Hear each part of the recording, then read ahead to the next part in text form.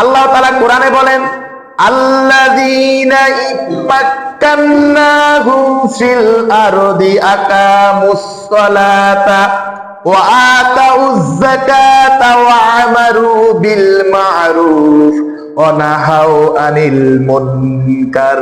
আল্লাহু আকবার বলেন। আমি যখন তাকে বাদশাহী দান করি, তার 4টি মিশন হবে। কয়টি মিশন? যখন কোন বাদশার মধ্যে, কোন ন্যায়পরায়ণ বাদশার মধ্যে তোমরা 4টি মিশন দেখবা, তোমরা মনে, 1 নাম্বার হচ্ছে সেই ক্ষমতা আসার পরে সে নামাজ কায়েম করবে, ওয়াকামুস সালাহ। এটা আমার কথা না, কার কথা? আল্লাহর কথা।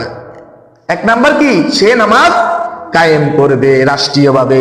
ওয়াতুজ যাকাত, সে রাষ্ট্রীয়ভাবে যাকাত আদায় করবে। ওয়ামারু বিল মা'রুফ, সেই ন্যায় আদেশ দিবে রাষ্ট্রীয়ভাবে। অনাহাউ আনিল মুনকার, মানুষকে অন্যায় থেকে বিরত রাখবে। তাকে বলা হয় ন্যায়পরায়ণ বাদশা। সুবহানাল্লাহ।